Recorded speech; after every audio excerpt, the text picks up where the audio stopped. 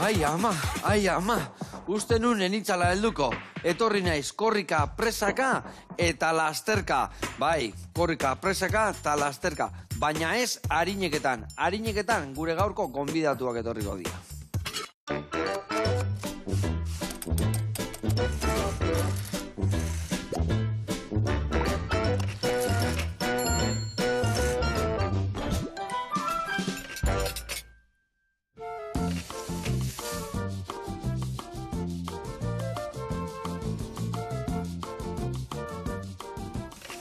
Harineketan etorri dia, baina horrek ez du nahi esan, korrika eta lasterka etorri dianik, baizik eta harineketan taldeko jago bat ainar etorri zaizkigula. Ongi etorri, zer moduz? Korrika etorri zate?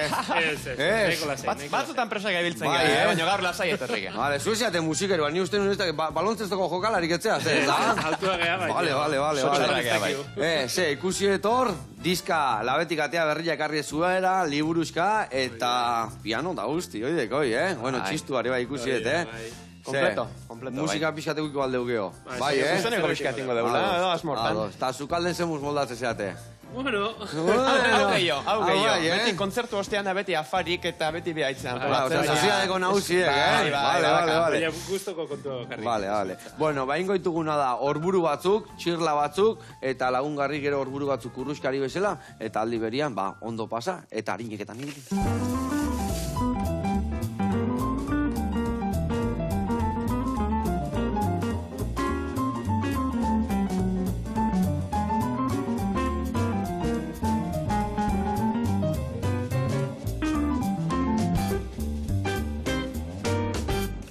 Bueno, lagunak eta bikote garatuko izuet pausuz pausu nundik noa ibiliko gean, bale? Esan dugun bezala, horburu batzuk ingoitugu, eta hau ingoitugu saltxatxo batian, belute batian. Nola ingo deu? Horburu dazkau hemen, kenduko jau fibra guztik, txortenan puxketa bat, garbituko dugu ondo, eta uretan tagatza pixkatekin egosten jarriko ditugu.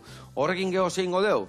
Belute batian sartu. Belute bat zer da? Batzuk txikituko ditugu, txiki-txikiin, itean bezala saltxa berde bat edo zeozeola, baina bakarrikan kasu honetan ez dula peresilia emango. Ingo duna, batzuia oliotan pixka pregitu, irina bota, goxatu, irina goxatzen deunean ardo zurila bota, eta geho bukatzeko hilo ditzeko ingo deuna da, horburuk egosteko erabili deun ura horrekin goxatuko deu saltza. Saltza listo dakaunean, horburuk lau pusketetanin, bertan sartuko ditugu, eta horburuak bere saltxan ningo ditugu. Hori ingo deu, eta baita ningo ditugu hemen txirla batzuk puntaletakin. Puntaleta bat dakizu zer da nau. Ez? Arroza estilokoa. Zatea falso risotto. Zeatik handa, arrozan formako, baino pasta. Pasta da, bakarrekan forma dakala arrozana. Eta honekin ingo deuna da, risotto faltsu bat bezala, eta ingo deuna da pipermina eta tipulina eta batzuk sartaian goxatu, ondo goxatuta daudenean ardo zuri pixka botako jau, ondoren botako ditugu puntailetak, ikusiko dugu horburun ur pixka bota, edo baitare ura bota zuzenian, egosiko dugu puntailetak, eta geho bukaeran tomate botako ditugu, eta txirlak ebai. Baina txirla ingo dituguna da, aparte sartai baten irikita daudenean, bertako jukua botako dugu, puntailetak zapore gartzeko, eta geho txirlak irikita daudenean, txukun gainean jarriko ditugu. Izango hau, plateran oinarria, gero horburu batzuk gainean jarriko izkio bere saltxakin, eta hoi gutxi balitz, ingo deuna da, horburu hauek bai garbitu, botako ditugu, xerretan moztuko ditugu, eta hoi zuzenian irinetik pasa, eta prejitu ingo ditugu. Eta hoi kurruskari bezala jarriko ditugu gainean. Ados? Bueno, zuen lana, gila nahiko itxain diat, Komplejua, bai.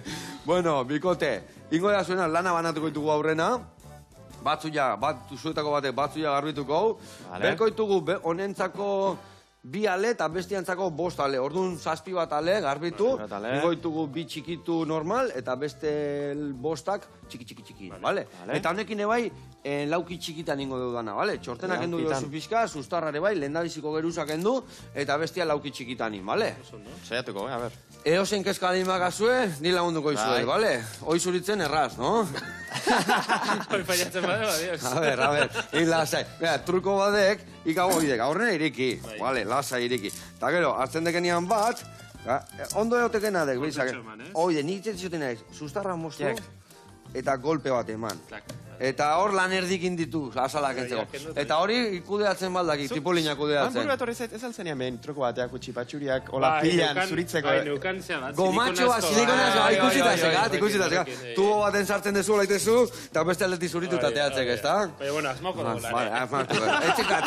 Etxekat histori hori hemen, bale? Bueno, eta niko horburuk egozten jarriko ditut, eta bago atxerrik itxarga, bai. Bueno, eta bikote, ikusi etorrekarri zueda teklatua, txistua da damolina, eta damolina ondo esan aldet? Damolina, bale? Eta, bueno, instrumentu horiek, joztitu zuek, taldean gehiago zeate, o nolako datzen dezu guztia? Berez izatez, bikotegea. Bai, beti esaten dugu bereizgarri bat gurea dela, musika jotzen dela, baina gure eskutatik pasea gu gala sortzaile. Askotan jotzen delako beste komposatzaile musika, eta gu normalean gurea egiten dugu. Kasu hontan, gainera, diska hontan, doinu zarrak hartu, eta gure, zukutzen duzuen, kalbaetik edo, ez, pasa. Eta gero, noski, izaten dugu oso laguntzaile finak izaten ditugu, beste musikari batzuk. Hortiz etorrek adibidez sarrak berri, abesti sarrak hartu dituzula eta berri bilak hartu dituzela. Ez gene gizte titulo jarri, ez gero oso originalak izan. Oso originalak, bai, segun nundik garrapatzeken. Euskal izaera... Esaera oikoa, ez? Bai. Gustatzen zaite gaina, sarra berri zemuz, da... Dena ondo? Betiko lez. Sarra berri bali madeta na ondo, ez da? Eta inarrak esan du bezala, oso laguntzaile finak eukitzeitu alboan. Eta diskan ere kolaboratzaile pila izan ditugu. Txistu eta pianoaz gaina, ohikoa da gurean abestiak, eta gero aparte sokak eukitzeitu, biolina, txeloa. Bai. Eta hoi, kolaboratzaile egiten du, osuek ere hartzen dituzu instrumentu horiek noiz baita. Beren esku uzten dugu. Saltxeroa gara, baina ezan besteako. Ikusi dugu odei, eta zer jende gehiago topatuko dugu hor bertan? Bueno, batetik musikariak izan ditugu Agate Amilibia txeluan, gure taldekide. Taldekide izan diana bintzat. Xabi Severio, biolinean, hemen izan zen nuela bindara gutxi. Bere lan, bai. Eta gero Ainara Ortegare izan dugu diskan, lehenengo gira guztian ere gurekin ibili da. Eta gero ukitugu hori da oinarri eman dezagun gure taldekide ohikoak edo, ez? Nola baita esateagatik. Eta gero gonbidatu bereziak izan ditugu. Kasu hontan diska abestien ingurukoa danez, abeslariak, antamengoak. Oso jende, oso perfezionetako jendeak, bai jende gazteagoa. Nogen taldea, Mikel Urdangarin, Olain Ziarte... Etxate edo zeinen bilagun, Ez dia edo zeinena etorrire ez, Hombre, hor zioga asuntua. Bueno, eta diska berri hontan, noiz atea da? Guantxela betik atea berria da, ezta? Hilabete txoa. 2008 gauza, 2008an zehar grabatua, zan da, baina, publikatu ja, 2008ako, eta pixka bat, udaberri bueltan, hasiko gotegan, zuzenekoekin, ditugu gauzatxo batzu jaitzein da, baina... Noiz agazue, aurrenengua, guain... Aurkezpentxo bat ingo dugu behazaingo igartza jauregian, hain justu ere, bideoklipen ikusi dan espazio hori, igartza jauregian grabatu izan zen, eta han bertan ingo dugu. Igande hontan bertan, Txitxarek aldazkazue, hola zaitu zeate, edo... Hemendik ateata jala zaituko zeate, hemendik ateata... Bai, baina gertu zeguna da, hori, luze izan dela prozesua 2008an zehar, eta baina aurkezpenekin berriz jarrin ber. Martxa hartu. Baina, nahiko errexartzen diogu. Karramarro bezala, lauan martxa inatzea, eta berriro aurrea. Ikusten proiektu oso gure egiten degula, eta orduan nahiko eroso sentitzen gala. Ez dala, kompromiso izugarrizko ez dakit, ez? Eta ze ikusiko deu behasainenan bertan, ze topatuko deu? Behasain oso goza sentzilloa izango da, aurkezpen baten justu ere. Handira, oinarri izango bea, jago bat abiok izango bea, eta gero ikusiko deu, kolaboratzaile bat edo beste, baina prinsipioz... Prinsipioa gu bikotean aurkeztuko deu, diska. Ez da gero ingo deun emanaldian prestatzen egian bezala, gero emanaldian izango ditugu dantzariak, atik dantza konpainiakoak, izango ditugu esan bezala sokak, Xabi eta Agate. Orduan, oain ingo duguna da, diska aurkeztu bere hortan. Diskan 13 kanta ekarri ditugu, ez dakit 13 joko ditugu, baina bai bintzat, diskan zehar entzungo dian hainbat kanta. 13 kanta de orduan barruan, zen motatako kantak ikusi dugu bat, bestiak oso antzekotasuna ondile eukiko honekin, o danetik ibiliko zateo, ze topatuko dugu bertan. Gaur egun modan dago denak ite dute disko kompleto esatute, ez? Aziratik bukarara estilo bat, kasi kantu bat dirudi, guri ez da. Beti modaz kanpo gaude. Gukin dugu oso bariatua. Badu ari bat, ez? Noait esateko kantu zarrak hartu ditugula, hori da ardatza, baina gero kantu bakoitza mundu bat bihurtu da azkenean. Naztu dugu, bestakit, Amerikatako influenzia izan daiteke, jazza izan daiteke musika latinoa, gero beste bat oriente aldera eman dugu, hango eskalak sartu dizkiogu, Gero beste batzuk balada popero show-ak inditugu, orduan oso, nik uste ere, abeslariak ezberdina dian einean, abesti bakoitzak ere izaera bat bezala hartu dula, Ze ona. Orduan ez aspertzeko modua, erra, ona. Eta hoi guztia, nola moldatzen dezue? Zenek moldatzen ditu abesti horiek? Zenek nola aukeratzen dezue? Ze abesti berreskuratu, nola egiten dezue lan hau? Bion arteko lan bada. Nik uste... Batetik bestea jute geha. Lehenengo igual aukeraketatxo bat iten nik, inarri pasatuzkiot, inar jolasten astea pianoan, eta orduan ekartzetxu kantak pixkat eraldatuta, aldatuta. Egia dena da, Jagoba, tradizioan gehiago izan dela, egunerokotasunen txistularia da, Donostiko txistulari, udal txistulari bandan, eta, bueno, nik uste, oiko ditula doinu tradizionala, betiko doinuak, orduan, aurrenengo aukeraketa pixka Jagobari uzten diot, doinu hau esan nahi hau du, bestea, eta pixka bat, konfiantza. Zenei mareatzen zio, gehiago.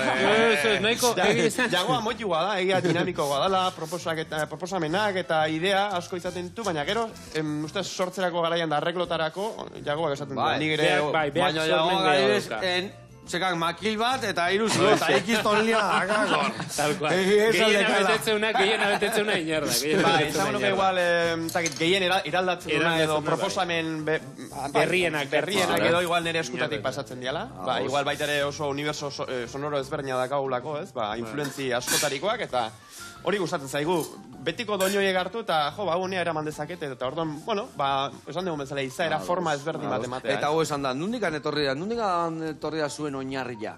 Nundik hasi ezu eta nundikan zatozte, zuk esan dezu bai txistu bandan jotzezula? Baina kurioso da, biok bateik hasi genuen batxiller musikala. Lehenengo generazioa intzutena, Donostiko Zubiri Institutoak, Donostiko orain Eskudero Konservatorioa danakin, alako hitzarmen bate intzuten, eta orduan eta gizien bat izango zen, asignatura hola kakotxe artean harinenak edo kentzezizkiguten, eta nola baite ordu libre horiek, konservatorioan musikako ikasketa ofizialak egiteko bezala, erabiltzen genitun, eta bueno, juntatu ginean, gogoratzen daiz, azkoitiko bat, legazpiko bat, algoibarko bat, zestoakoa, iruratan ginen iru bat. Raro dana gantxe. Irurakoa? Zestuarra. Ados. Eta orduan hasi ginen, baina gero, ibiltze ginen biok saltxero bezala bakoitza beste entresnatan. Ni txistulaien itzan, baina pianoa jotzen nun asko batxillergoan. Batxillergo aurretik ere, noiz kruzatua izan ginen, okerazan Tolosako Leidorren, kantu txapelketan, da orduan zu pianoa jotzen, kantatzen, eta ni baterian, beste klasekide batzeukin. Osa, pentsa nundi nora ebilia. Musikero gordanetik angustat zaizu, da guri ere bai, gaur pastelak iten, bi arrokoiak iten, eta etzi zerbitzatzen. Azken nian, hosteleruakena, musikeruakena, danetik eman bertzaio, ez da? Saltxerua, guantxe zan Nik ustet zazpi inditutela, Joseba? Zazpi inditu? Ez da egiten hau zein berreten hauekin. Bi hauekin bat itek, bale? Orduan beste bat injak, bale? Bueno, launak. Hemen indeuna da, desente aurreatu, orburuk egosten dazkau, hemen olioa bota deguain tipulina botatzeko, hemen batxuia goxatuko deu orburun saltzaiteko, eta bitartean fungo gea, da Filipo jatetxera ikusiko zuen zer risoto eharra indiguen, hemen Donosti bertan. Guazen ikustea.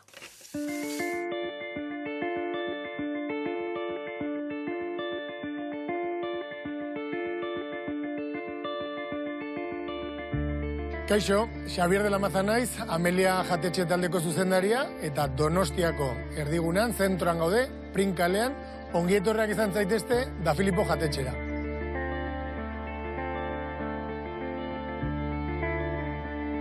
Da Filipo Trattoria, Paula Iraudo chef argentinarraren omenaldi bada, bere aiton amon guztiak italiarra zirelako. Orduan hemen, idea klasiko horiek eguneratu egin ditu, eta plater elaboratuagoak ditu. Orduan, pasta zaratago, eta egunan egiten diren pasta zaratago, bai aragia, bai barazkiak, eta bai arrainak ere izango ditugu. Baina modu elaboratuago batean.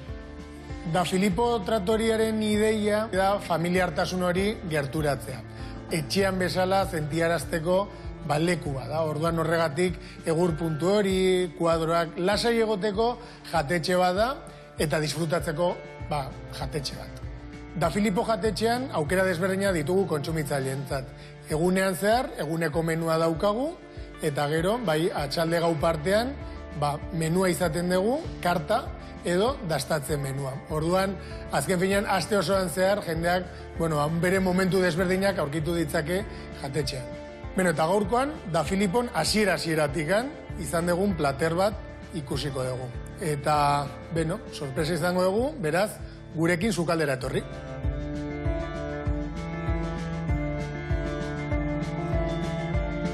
Da Filipo jatetxeko sukaldean gaude, eta gurekin batera Nikola daukagu. Kaixo. Eta bueno, gaurkoan egingo duguna da kalabazako risotto bat abakandoarekin. Eta zer da risottoa? Oso mamitsua den arroza. Eta plater oso klasikoa da Italia osoan. Orduan, lehenengo pausoarekin hasiko gera, eta barazki salda batekin hasiko da. Plater italiarra asko beti izaten dute barazki edo oliasko salda baten hasiera, eta gaurkoan barazkekin hasiko gera. Orduan, oraintxe bertan guztiz berotuko dugu, eta arrozarekin hasiko gera. Gaurko programarako aurregositako arroza izango dugu. Aurregosita daukagun arrozarekin, kalabaza krema klasiko bat gehituko diogu. Risottoren puntua, edo desberdintasun puntua, da mamitasuna. Mamitasun hori italiarrek nola bilakatu iten dute eta nola eratzen dute. Oso oztuta dagoen mantekilarekin, dadotxoetan eta arrozera botatzen da. Gurin klasikoa izango dugu, gurin garratza ere, bai tipula eta ardoarekin errebasatutako gurina izango baita, eta parmesano gaztarekin. Kasunetan gu ere, 32 hilabeteko zartuta dagoen parmesanoa daukagu. Eta horrekin, poliki, 4 minutu egosten dugu. Hori izango da, mamitasun hori emango dion puntua. Kalabaza risottoaren eta abakandoaren plater honetan, abakandoarekin bukatuko dugu. Abakandoak parrillan egingo dugu, jakitorian, gure jakitori txikian, baino etxerako truko bezala 2 pauso. Edo labean egiten dugu, edo sartagian egiten badugu, abakando buztanari makiltxo bat sartuko diogu, bihurritze ez aldera, eta hartarakero zatiak oso ondo aterako zaizkigu.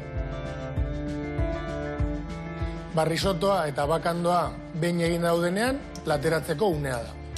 Kalabaza risottoaren platera, Paulo Airaudorekin, 2014 urtetik handago, berak Ginebran lehenengo italiar jatetxea ireki zuen, eta arrezkero plater klasiko hau dauka. Plater klasiko hau, italian klasikoa da. Kalabaza denboraldian, risotto hau egiten da.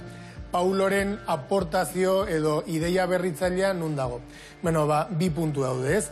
Alde batetik, enduiarekin, enduia Mallorcan egiten den sobrasada bezala, baino Italia hegoaldean egiten da, baino puntu pikanteago badauka. Orduan, kalabazaren puntu gozo horri, puntu pikante ematen diogu, eta gero, bai gurin garratzarekin eta ospindutako limoi azalarekin kontrapuntu hori geratzen da. Orduan, gozotasun horri ematen dugu garraztasun puntu txiki hori eta baita puntu pikante hori.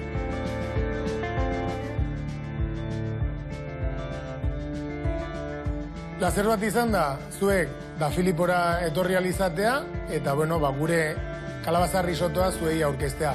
Honegin eta laizter arte. Agur, bon apetito. Ai, ama, Xavier, hoideko itxura risotto horrek, Behar zain txupatzeko, bai. Antia, ez zaigu gustatzen egin beste, ez da? Zea, kistona, eharra itxura da. Gaina gozo puntu hori hor kalabazakin, Irrikitan gatu nahu dastatzeko. Bezarka da handi bat eta jarraitu horrela, goxatu arazten. Gurian jarraitu behar dugu. Esan deun bezala, behitu hemen, tipulina, goxatzen nahi zaigu, eta nahiko zubasuan dakagu, ez nahi kolore gehiagi hartzia, bale? Zubasuan, guaino nahi botako jouna da, hilagoa botako izkioko nahi, behitu zak, hau, bat bezala zala, eta beste bat, hori ingoituzu txiki, eta botako dugu bertara. Behitu, bestiantzako txiki inbier ditugu hauek. Zuk ingoituzu txiki? Venga, jarri. Venga, jarri. Eta, horiek txikin, eta beste gabe. Mingaina jarraitu berdio ematen, bale? Bai, hau saia botatzen hasiak. Bai, ez da? Bai, hoitek tipula goxatzen hasiek, eta gio piper minataia batzu jakin, zesanik ez. Bueno, ikusi dut diskakin batea esan duzu liburuska bat datorrela. Zer topatuko dugu liburuska horretan? Kanta bakoitza nahi izan dugu garrantzi eman, ez? Diska bere hortan gaur egun gaina jende gutxi jartzen dut diska fedean. Esaten du, kotxian da, ez baino kotxiak ere. Ez da gaur egun eta gaur egun internetetik entzute jo jende asko kantak. Orduan, nahi genion kanta bakoitzari garrantzi eman eta indeguna da esplikatu. Hartu kanta bakoitza, bere hitza jarri, partituratxo bat jarri, onduan guk ere beltzeitu eskematxoak, eta gero kanta bakoitzai... izateko eta dana? Bai, bere tresnakin... Baina puskatxo bat, zentrala, abesti bakoitzaren importantea. Eta horrekin emate jauna da kanta bakoitzai garrantzia, pixkat balorian jarri, ez? Eta eta garrantzi eman. Ba, eta gero liburuak atzegaldean badu kodigo QR bat, nun oso errez, mobilarekin tak, abesti bakoitzen. Galda liburu bakarrik erosio diska bakarrik, edo bila bat eratoz, edo nola dijoa Nahi da bezala. Vale. Bila geuzezko, prezio espeziala. Ona, palmerita bat, erregalo. Oferta. Boltsuak ebazkau, harineketaneko boltsuak ebazkau. Bai, Bakago bat, superpak bat, ez? Gasotan teik 30 eurota, baina dena produkto Gure denak. bidizka, Liburua, boltsa, eta... Eta utzi ezkeo, bate, bai honik itetu un rosko, joitako mate. Zinauta. Ondo. Bueno, eta balda horietan kanta kutxunena zuentzako edo zerbaitola, zatez jode, kantau baio, aspalditik geneukan, edo hemen gogua geneukan plazaratzeko, ez dakit. Ba, ni uste, ez dakit jago, atzako igual berexia. Zaila da bat aukeratzen ze. Lilia zuretzako berexia, bueno, baita ere Amamarena, dana daukate zerbait, baina egia da, justu diska elkarrizketa askotan zen digute, ez? Dago, lehen aldia esan zegoen eta etorkizuna, ez? Nere amama agertzen da, abesten.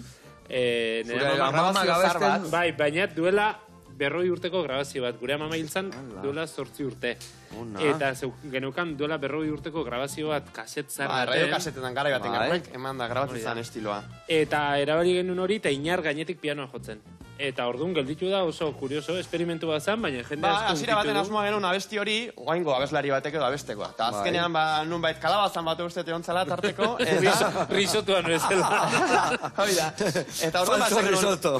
Zeratik ez dugu, honen amama bea jartzen, amama xole jartzen grabazio ura. Eta igual da gehien gustatu dana, diskan bien olaiak kasualidad. Eta zene grabatu zion amama igual dala 40 urte, eta zerrekin grabatuta zion hori? Gure amak, sukaldeko radiokaset zarroietakoa radio bat.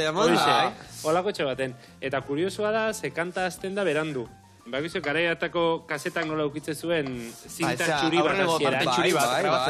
Eta amamak rek eman orduko... Ez ba, eta amamak rek eman zion, amak eman, eta amama ja abesten hasi zen orduan. Lehenengo esan dia, falta da. Gero kurioso hori da, gaurrongo grabazioek ez daki uste bat iraungo duten, incluso gure diskak ez daki uste bat iraungo duen fizikoki. Borratzen danian, gero nun geratuko. Baina, behitu garai hartako kasetak eta viniloak eta nola gelditu dian, ez? Argazki bezala, ez gaur honez 100 bat argazki, garai bateko argazki albumea jasotzen zen. Gugan da gau bat zerrin da, ama aitak betite zituen errebele batu, eta hor zeuden betakzia bestiak bat hola beira, bestia area, baina hor gelditzen dira, ez da? Ni berriz, azkenengo mugikorrian, han neuzkan danak, alaba jaiotako argazki danak, eta piztina sartu nintzen mugikor dugu. Eta jo pela jo. Eta akabo. Hola itzatia gaur hongo kontu. Bai, hor gero esatia bain lainotan jarri berdala, eta besti, berda, dana patu, Katxela, ma. Ba, hoxe. Bueno, nola zoazte, batzu jakin? Guste, jazta, Hoi, honea gota, jagoa, vale. Eta, nola txukun ibila izen, guain lagundu inarri beste hori bukatzen, vale? Eta diska hau da, aurrekoan jarraipena. Zenbagarrena da, hau da bigarrena deu, aurrenengoa izan zian dantzak. Piskak Gipuzkoako dantza doinu hartu genituen, eta aurra seginean lankidetza, ahatik dantza konpainiakin, dantzan inguruan, da moldaketak, eta gero errigintzan zer da dantza eta gero importantena, pues abestea, Ustez bi, ez dakit zutabe bezala diala, ez? Tradizio popularranak edo, eta esan genuen, bueno, bigarren hontan, zetik ez, abestitan zentratu, ez? Egia da, abestiakin ditugula, baina beti saiatu gala dantzari ere keinu bat egiten, ez? Hor daukagu Axuri Beltza adibidez diska hontan, eta hau da, dantza ageri da. Daukagu Andoni Tantxon fandango badala, dantza ageri da diska hontan, baina esan dezagun oinarria... Pixka gure zeiluare bada dantza, eta Haiman alditan jarraituko dugu dantzarikin, eta nik uste visualki ere asko gustatzen dela. Lehenoko kantuak bai beti dantzakin lotuta zeuden, ez da? Igual guain gehiago guztia bai abesten, guain bideoklipa dauden bezala, emateu, kume batek irudi gabe zindula ikusi abesti bat, ez da? Baina lehen hori bai beti zeon dantza bat kantu bakoitzeko, ez da? Eta gaina tradizioan da bat abestiaren... Hori, ahoskotasunean oso garrantzitsuak izan dira eta oso batea etorri dira biak. Oin problema da, ez teula jakingo 3. diska zerri buruzin. Zeia, ineu dantza, ineu kantua. Torriko, azukaldaritza, oso. Kolaborazio. Pizka, berkoi. Ondo. Eta zergatik indezua bustua galtzorian ikusten zenuten, biharra ikusten zenuten hau iteko, edo zergatik heldu diozu horrei? Aipatuko nuke, dantza eta abestia aipatu degula. Pixka tradizioa ez otedan galdu, azkenengo hamarkadatan era, bai abesteko joera, abeskera, abesteko moduare ez otedan galdu. Eta dantzako joera ere, gaur egon igual regeto jarrexago dugu, fandogarriak bat ikaragoak eta ez da gizeta. Gu gaztetxo ginela, plazatan igoatzen ez, magina fandango harin da nola dantzatzen da. Hori ere, ez otean herri askotan galdu. Gero kontua da, ez gala jun gauza exotiko bat egitea, da oso guria da, eta geure ditugu kantu horiek, eta dantza horiek, orduan. Zategan, azteko jago atxistularia dalako, eta tradizioa, hortxe, ez gina, hasiko zea musika... Ez, eta gero bioke dantzatalde baten adituak musikari bezala. Beti bilizan geha, tradizio buelta hortan, eta orduan, tradizioan eta bestelakotan ere ibilizan gehan ez, esan genuen zeatik ez, Euskal Herriko gu Euskalduna izan da, hemen bertako doinuak hartu, eta ez, gure modura. Eta gero, topikoa da, baina tradizioa berritze hori, ez? Baina odeik bideoklipan esaten duen bezala, eta gero gaina joko dugun piezatxoan behin da berriz izate dugu. Tradizioa ez bada berritzen, ez badugu berriz maigaina ateatzen, ez badugu plazara ateatzen, museoko objektu bihurtzea, ez? Eta guk azkenean harineketan ena izan duguna da... Bizikan egotia, ez da? Ez horri da horma batian. Bigarren bizi bat eman. Historian beti hola izan dela, baina gero oso purista bihurtu geha, eta askotan ez hau olain izan da beti, eta beti, ez? Hori historian evoluzionatzen da, eta hori ere segitu behar evoluzionatzen. Eta evoluzionatzen bau, bertan gelditzea, eta bestela esan zela museoan gelditzea. Bizirik mantendu berde, hori da. Bota honea, txikitutako batzutiak, bale? Oso ondo, geho, erraskati pasata, bio, arbitu, bestela, geho, pianua, txukuna, arreberdezue, pianua. Zure atxekin ikasinen hori, arraskan jarri eta nola garbitze zan. Bakizue bilo guain, erraskati pasata, nola kenduzuko bai. Bueno, eta diskaren produzioa eta hori guztia, zuekin dezu, nola moldatu dezu hori guztia? Nahiko etxeko moduan ite dugu, Egia da, laguntzaile asko izan ditugula, tartean gure soinu teknikaria, ingenieria izan dana, Unai Mimentza. Unai Mimentza, bera ibilida, bai. Konfiantza osoa jarri dugu behagan, da egia esan lujo bat izan da, ez? Oso ongi jakindu, guk nahi genuen hori. Hemen dakazu eura bilok, Bai. Eta orduan, beak lagundu izu hori guztia garatzen da. Hori da, partekan genuen, aseginean aurrengo grabaketa Bilboko kontserbatorioen genuen, hango piano eder bat badute, eta han grabatu nunik aurrengoa, beste etorriko zen jakin gabe, oinarrien genuna, eta gero beste estudio baten txistua trikilekun, Aburruzaga trikitiliariaren estudioan txistua eta grabatu genitun, gero beranduago Oiartzungo Lezoti estudioan, ahotsak, gonbidatok eta ara eraman genitun, da... Horakak papela, trapua, bale? Ibiligia batetik bestea, baina oso guztua, bakoitzean bere toketxo egin dugu, eta... Eta ez da, artista asko daztkagu, gombidatu asko izan ditugu diskan, da ez da errexaretena koordinatzea, orda, onbarraz pixkanaka.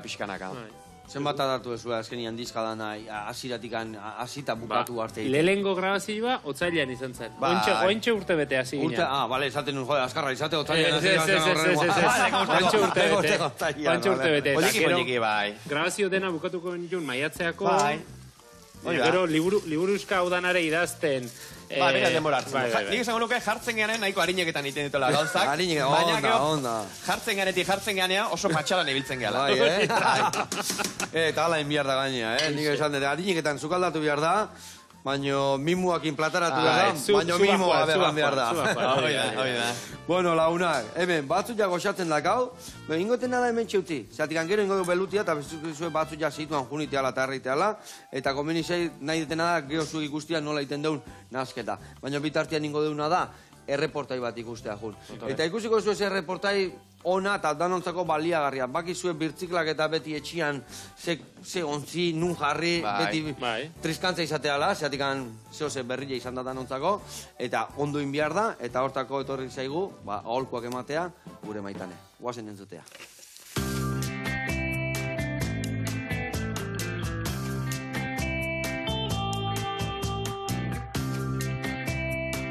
Kaixo, Joseba eta ikusentzuleak zer modu zaudete, Maitane naiz, txikuntzanen antolatzaile profesionala eta gaurkoan Donostiatik oso gai interesgarri batekin, gure sukaldetako zakarraren antolaketa.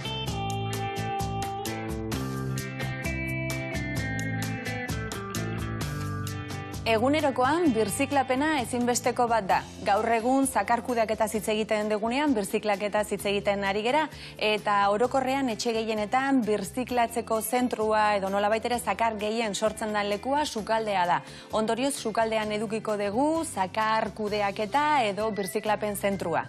Honek zer esan nahi du? Zakarra sukaldean egonda eta etxe bakoitza ezberdina izanik, zakar zentru edo birziklapen espazio hori gure nahi eta beharretara egokitua egon behar duela. Ez da berdina izango, zuen herrian atez atekoa edo 5 kontenedoren sistema badaukazue. Ez da berdina izango, etxean 5 edo 2 edo 1 bazarate. Ez da berdina izango, ohikoan etxean bazkaldu eta afalduz gero, edota kanpoan bazkaltzen badezute. Edota ez da berdina izango ere, sukalde txikia edo handia badaukazue. Ohikoan ikusten duten beste kontu bat, Euskal Herriko sukalde ezberdinetan nik deitzen diodan zakar zizkamizka izaten da. Hau da, zakarrak bai banatuak ditugu birziklatzeko, baina kubo ezberdinetan eta itxura ezberdina duten kuboetan sukaldean zehar. Eta egia da dena ez dela estetikoa, baina, jarri gaitezten estetiko eta praktikoaren arteko erdibideko puntu batean, eta horretarako beti ere harmoniotsuagoa izango da zakarrontzi zehatzak eta gainera politak edukitzea. Adibidez, hemengo hauek dituzue, ikusten dezuen moduan tamaina ezberdinetako zakarrontziak izango lirateke, eta etxe bakoitzaren beharretara egokituko liratekenak. Demagun pertsona bakarra biziz gero, eta ez balmadu zakar gehiegi sortzen kanpoan bazkaldu eta afaltzen duelako ohikoan, adibidez, erantako kubotxo batekin 3 litro duenarekin nahiko eta sobera izango du organikoarentzako. Baina edozen kasu gatikan, demagun 5eko familia edo gehiagoko familia bat izan ez gero, erantako kubo handi batetara jo beharko genuke, 16 litro dituen kubo batetara, edota 10eko batetara, edo 12ko batetara. Horrez gain, ez da berdina izango zerotik hasitako sukalde bat, hau da zuek diseinuan erabakiak hartzeko aukera badaukazue momentu honetan, edo dagoeneko sukalde bat baldin badaukazue, eta zuen zakarra kudeatu behar badezue. Beraz, goazen ikustera zein irizpide eta gomendio jarraitu beharko genituzken.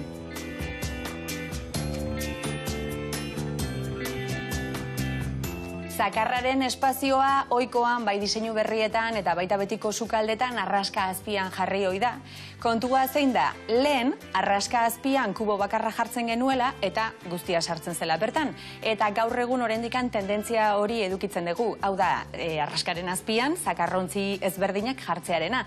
Eta bat izan ez gero edo 2 izan ez gero agian, aukera polita da. 5 izan ez gero eta egunerokoan etxean jaten balen badegu, edo 5 edo 2 izan ez gero eta zuen herrian atezatekoa badago, ohikoan ez da leku nahikoa izaten arraskazpian. Eta hoietan beti galdetzen didate, eta nun jarri orduan zakarra? Alternatiba ezberdinak badauzkagu. Adibidez, pilaketa vertikala izango litzatekena, hemenko alde hontan dituzuen kontenedore horiek izango lirateke, nun lurrean jarriko genituzken, eta adibidez 4 edo 5 jarri ditzakegu zakar ezberdinak birziklatzerako direnak antolatzeko, edota hemen ikusten dituzuen hauek ere. Beraz, alternatibak egon badaude. Eta arraskazpiko zoko horrekin jarraituz, bertan zakarra jarri alizateko eta modu txukun antolatu eta oso simple batean antolatu alizateko, hemengo hau izango litzateke, azkenean, riel sistema bat da. Hau da, arraska azpian demagun horrelako kubotxoa jarri nahi ditugu, baina ez ditugu nahi barrukaldean finko geratzea. Hemengo honekin, bekaldean riel batzuk ekartzen ditu, hau finkatuko genuke gure arraska azpiko modulo horretara, kubotxoak hemen jarriko genituzke, eta behar degunean zakarra, hau kanporuntzaterako genuke, erabili eta berriz ere bueltan moduloaren edo arraskaren azpira sartuko genuke. Edo zer gauzagatik batzuetan armairu barrukaldeak ezingo ditugu erabili. Eta adibidez hause edukiko genuke, edo hemengo hau ere, ikusten duzuen moduan, beraien barruan zakarra modu ezberdinetara antolatu daiteke birziklatzeko, baina estetikari ere garrantzia handia ematen zaio.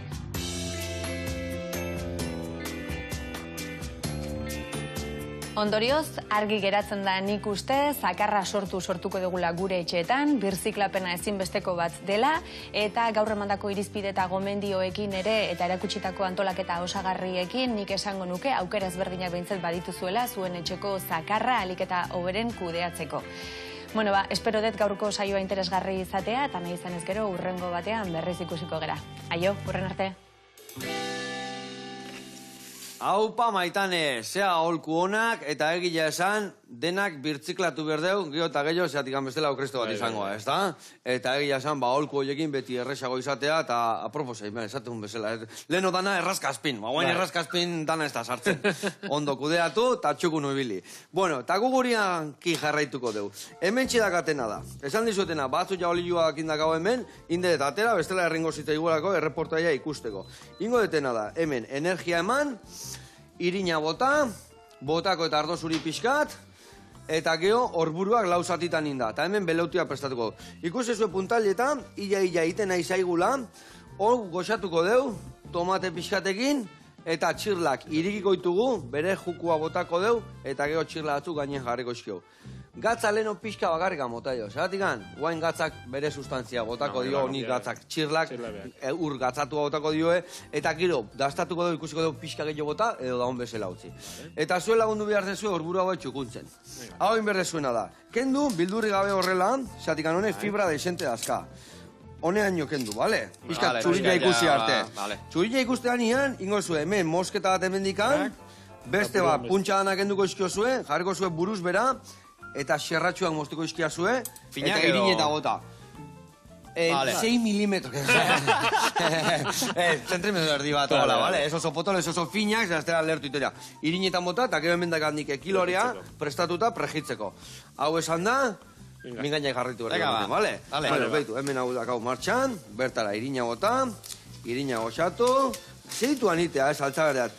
Garrantzitsua da, irina beti sukaldatzia, baina garrantzitsua da, ez erretzia. Zeratikan erretzen bazaigu beltza gelditzea, bai, Gauza dana bezala puntxuan, ez da? Bai. Hoi txistuara izango, opi, erdibitia mogera, ez da? Txistuak inazten abiltzea gaina, Ondo. Bueno, bikote, prozesuan, ze partekin goxatzen dezu gehiago? Bueno, bakoitzak, prozesuko zati bakoitzak bere ze hori dauka, ez? Egia da sortze prozesua igual bakarrikakoa dela, ez? Igual bakoitzak bere etxean iten deu, eta orduan, bale, politia da, baina oso... Nei aldiz, sortze prozesua da gehien entxunetakoa gustatzen zaitena. Hain justu ere horra irizealako nola baiten makinatzen, fabrikatzen, ze etorriko dan.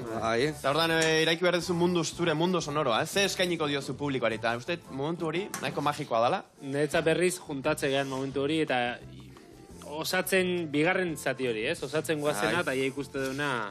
Ja, azken emaitza, ja. Platena eratzen azaian ian bezala. Zuritzia ez da ikain beste gustatzen. Gehiago? Ez, ondo, baina hobeto moztukoek nik usteat horrela jarrita. Buruz bera, bai. Eta hauek aspira bota organikoa, hola errexago ibiliko gaituk eta. Hemen bakizu gaur rindeu hor buru bakarrikan, da hola xe simple xamar, Hemen urdera espiko pixka da oso botako nuen lagunduko zion, Lagunduko zion. Gaur nola beste platenan laguntzeko dan, horrela xe nahiko, bai. Ostoa pixka gehiago edo nahiko hola? Dekorazioa gore polita da. Ondo dao.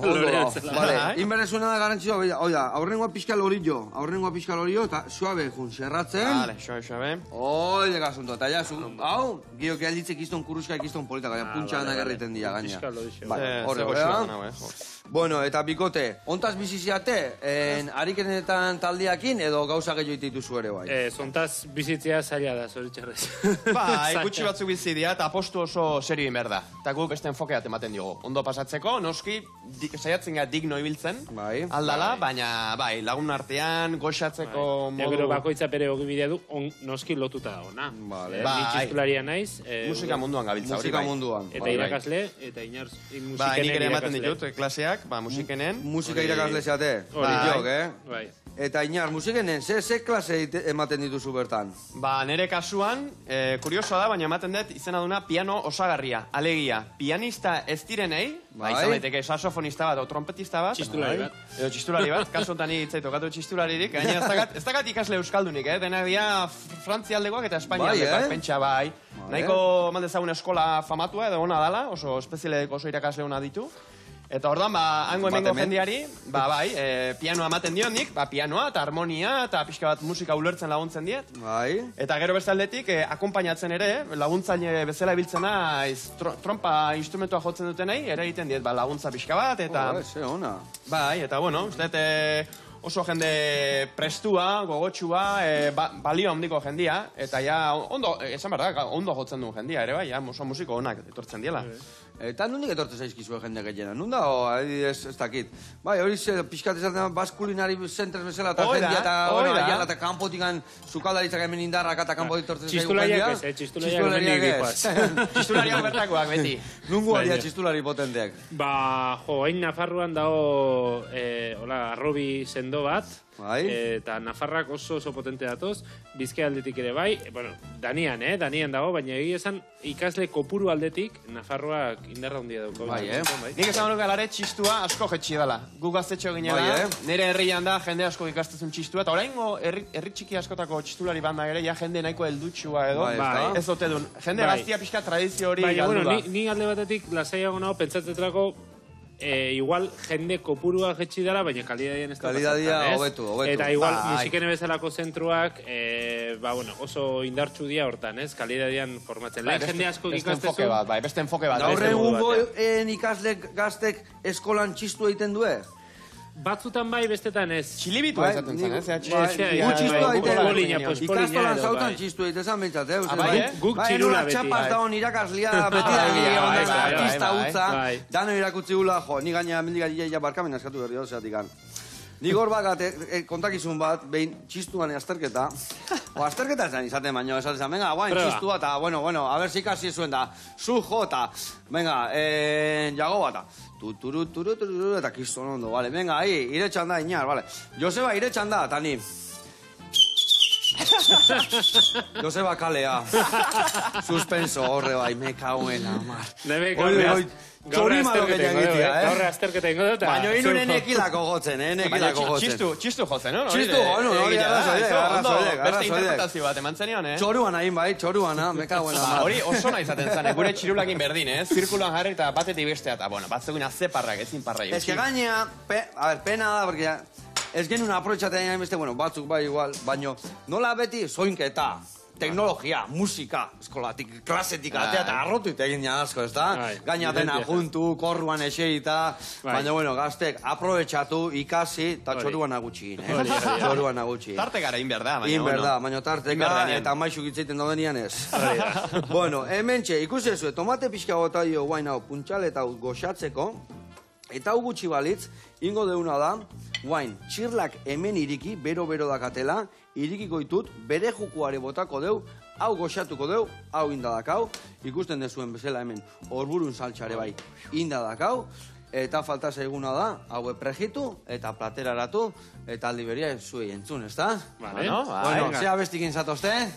Diskan singela esango dugu, edo bintzat bideoklipan entzun dugu hoxe beha, Zarrak berri da, gaur ez geha rapeatzen jarriko, baina bai odeik egindako letra pixka eta bestuko du. Eta hoxe da, Zarrak berri.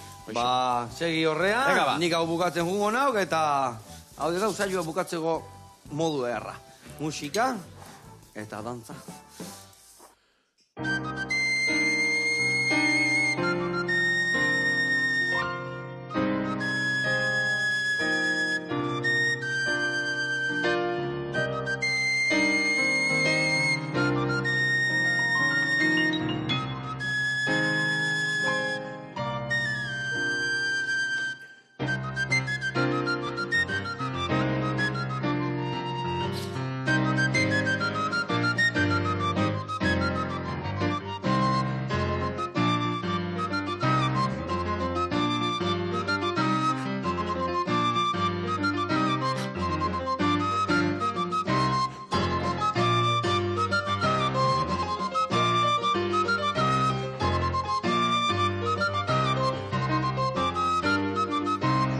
Zigutelako pasatu genezan, lehen goi entzun da hurrengo esan, atzo egindakoak biharri iraundezan.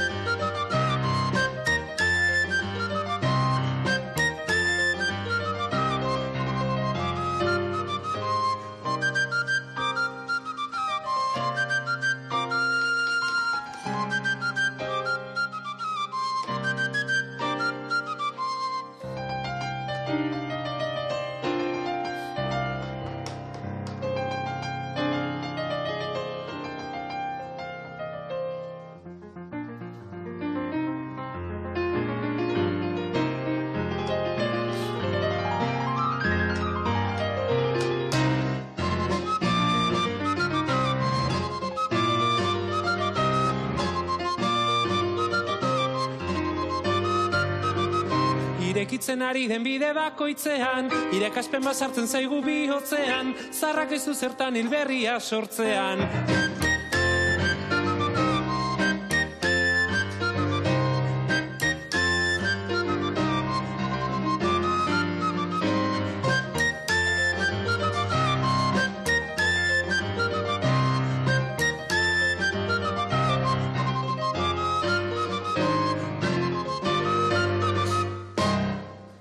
Ona, bigote, ona. Zer ritmo garte zuen hain earra. Hola, biltzea, Esan dezuena. harineketan da. Zarrak berritan alotzen dezuen, lehenokoa gaurkoakin. Bueno, ikusi ez hemen ze plater fina indeun. Jotzen Oain egin hemen, txirlatxo batzu jarri horrela iriki berriak. Konturatu egin nola bukatu da nola. Errestasuna, Mekatxela mar, guantxe kontuatu betu jaten hau, Bueno, hemen txeakazue, gure gaurko platerra, txuguna, eta esatizia ez despistatu, jarri jeperezin pixkat, hartu baino lehen, gure bandera. Bueno, hemen txeakazue, puntaileta, horburuekin, eta zue jarraituetegi saltoka korrika, hariniketan, bale? Hariniketan. Mila esker, apainar, eta upaiagoa, eta upazue. Diar arte. Agur.